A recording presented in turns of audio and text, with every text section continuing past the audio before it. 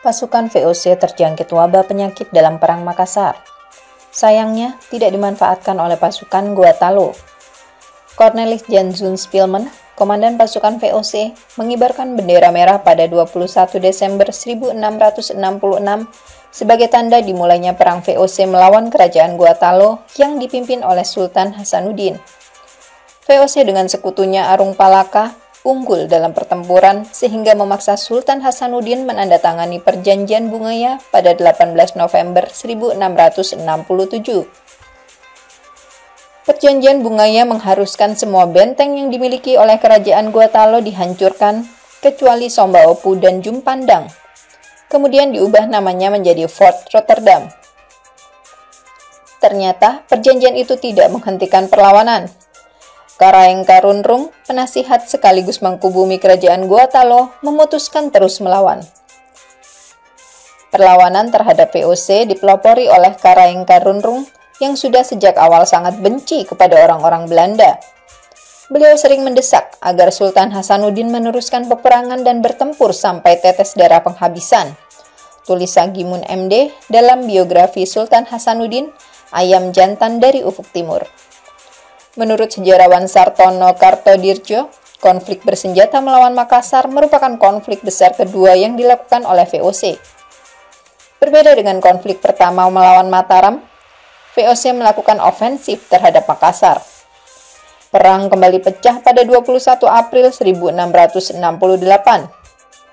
Pertempuran itu mereda karena epidemi atau penyakit menular. Di tengah-tengah masa perang, yaitu April sampai Juli 1668, berjangkitlah epidemi sehingga kedua pihak tidak banyak melakukan operasi. Sekitar 300 orang lebih pasukan VOC dan kira-kira 2.000 atau separuh dari pasukan Bugis sebagai sekutunya terserang penyakit panas dan meninggal. Tulis Sartono dalam Pengantar Sejarah Indonesia Baru 1500 sampai 1900 dari Emporium sampai Imperium. Sagimun mencatat, setiap hari ada saja pasukan VOC yang mati karena sakit.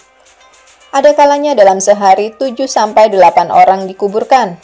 Bahkan Spilman juga jatuh sakit sehingga harus meninggalkan ujung pandang. Selama itu, pimpinan diserahkan kepada Dankert van der Straten. Setelah kurang lebih sebulan istirahat, Spilman kembali memimpin.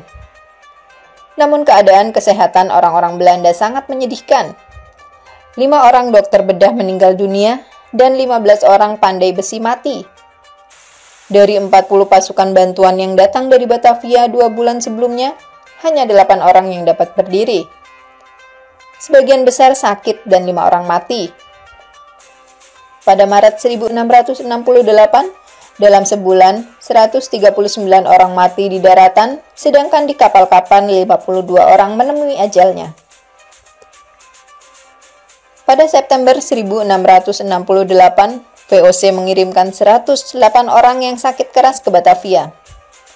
Namun dalam perjalanan, 100 orang mati. Para perwira juga jatuh sakit. Spilman menderita sakit perut. Straten juga meninggal dunia karena penyakit beri-beri. Kapten Dupont juga menderita beri-beri. Sedangkan Kapten De Bitter kena peluru di kakinya sehingga harus dirawat. Keadaan menyedihkan pasukan VOC itu tidak dimanfaatkan oleh pasukan Gotalo. Mungkin mereka juga terkena wabah penyakit. Sayang sekali hal ini kurang diketahui dan kurang diselidiki untuk dipergunakan dengan sebaik-baiknya oleh pasukan Gotalo dengan mengadakan perang urat syaraf yang dibarengi dengan serangan bertubi-tubi, tulis Sagimun. Dalam keadaan kepayahan, Spilman dan pasukannya bertahan sambil menunggu bantuan datang dari Batavia dan sekutunya. Setelah memenangkan pertempuran pada 4 Juli, 11-12 Agustus, dan 12 Oktober 1668, Spilman mengarahkan seluruh kekuatannya untuk merebut Sombaopu. Benteng dengan istana raja itu merupakan lambang kekuasaan Gotalo sehingga dipertahankan mati-matian. VOC berhasil mematahkan perlawanan di sebelah utara benteng Sombaopu pada 14-15 April 1669. Tinggal perlawanan terakhir yang dipimpin oleh Karaeng Karunrung. VOC mulai menyerang lagi pada 14 Juni 1669. Akhirnya, Karaeng Karunrung mengaku kalah dan benteng Somba Opu jatuh ke tangan VOC pada 24 Juni 1669. Perang Makassar yang berlangsung kurang lebih 3 tahun berakhir. Perjanjian damai diadakan di Batavia pada 20 Desember 1669.